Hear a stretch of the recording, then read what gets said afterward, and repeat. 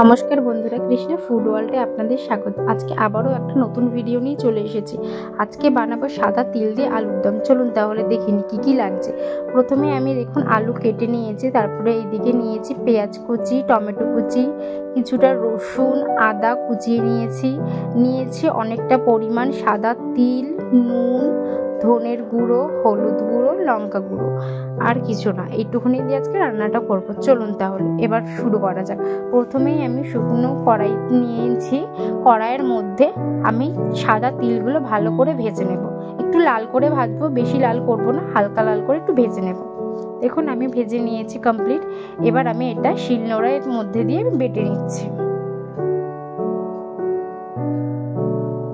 দেখুন আমার বাটা হয়ে গেছে। আর এবার আমি চলুন পুরোপুরি রান্নাতে যাওয়া যাক। প্রথমেই আমি কড়াইতে তেল দিয়ে দিয়েছি, তেল গরম হয়ে গেছে। আমি এদিকে আলুগুলো এক এক করে ছেড়ে দিয়েছি। আলুগুলো ভালো করে ভেজে নিতে হবে। এবার আমি আলুর মধ্যে কিছুটা পরিমাণ নুন দিয়ে দিচ্ছি, যেন আলুটার মধ্যে একটু নুন ঢুকে যায় ভাজার সময়। এবার আলুটা খুব ভালো করে ভেজে নিতে হবে। দেখুন আলুটাও ভাজা হয়ে গেছে, আমি আলুটা নামিয়ে নিয়েছি। এবার কড়াই ওই তেলেই 2 থেকে 3টে শুকনো লঙ্কা আমি ফোড়ন দিয়েছি, সাথে দিয়েছি থেতো করে রাখা রসুন ও কিছুটা পরিমাণ আদা কুচি, আর দিয়েছি কিছুটা পরিমাণ সাদা জিরে। এগুলো একটু ভাজা হয়ে গেলেই আমি দিয়ে দেবো কুচিয়ে রাখা পেঁয়াজগুলো। এবার পেঁয়াজটা খুব ভালো করে ভেজে নিতে হবে। আমার পেঁয়াজটাও ভাজা হয়ে গেছে। এবার দিয়ে দিলাম টমেটোর সাথে সাথে আমি সমস্ত রকম গুঁড়ো মশলাগুলো দিয়ে দেবো।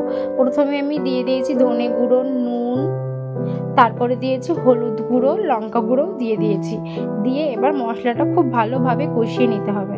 আমি এখন একটু সামান্য পরিমাণ জল দিয়ে দিচ্ছি, যেন গুঁড়ো মশলাগুলো পুড়ে না যায়, তার জন্য আমি সামান্য পরিমাণ জল দিয়ে দিয়েছি। এবার জল দিয়ে একটু ভালো করে নাড়াচাড়া করে নেব। এবার দিয়ে দেবো কিছুটা পরিমাণ আদা বাটা ও কিছুটা পরিমাণ লঙ্কা বাটা। এটা একটু ঝালঝালই হবে আলুর দমটা যদি একটু ঝালঝাল হয় তাহলে খুবই ভালো লাগে। এটা রুটি, ভাত, পরোটা সবের সাথে কিন্তু ভালো লাগে। দেখুন মশলাটা আমার অনেকটা কষানো হয়ে গেছে। এবার আমি আলুটা দিয়ে দিলাম। এখন আলুটা দিয়ে দেওয়ার পরে আমি 2টো তেজপাতা দিয়ে দিয়েছি। তেজপাতা দিয়ে একটু ভালো করে নাড়াচাড়া করে আমি কিছুক্ষণের জন্য ঢাকা দিয়ে দেবো। দেখুন ঢাকনাটা আমি খুলে দিলাম। আলুর দমের মশলাটার সাথে কিন্তু আলুটা খুব সুন্দরভাবে কষা হয়ে গেছে। এবার আমি কিছুটা ক্যাপসিকাম কেটে নিয়েছিলাম। আমি একটা ছোট সাইজের ক্যাপসিকাম কেটেছিলাম, ওটাই আমি দিয়ে দেব। লাল ক্যাপসিকামই নিয়েছি আমি।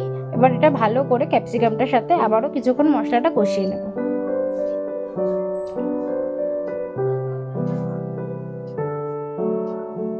দেখুন আমার এটা কষানো কমপ্লিট হয়ে গেছে।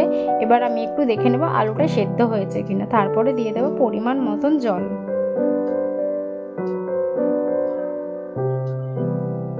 এবার আমি দিয়ে দেবো পরিমাণ মতো জল, যেন আলুটা পুরোপুরিভাবে সেদ্ধ হয়ে যায়।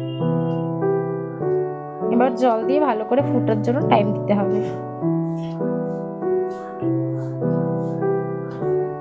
দেখুন খুব সুন্দরভাবে ফুটে গেছে, জলটা অনেকটা টেনে গেছে। এবার আমি আরেকটু নাড়াচাড়া করে গরম মশলার গুঁড়ো দিয়ে আমি নামিয়ে ফেলবো।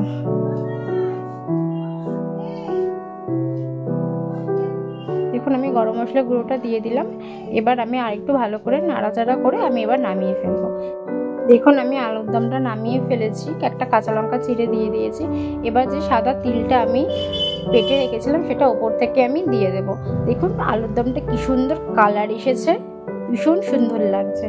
আমাদের ভিডিওগুলো যদি আপনাদের ভালো লাগে, like, comment, share and subscribe করতে কিন্তু একদমই ভুলবেন না।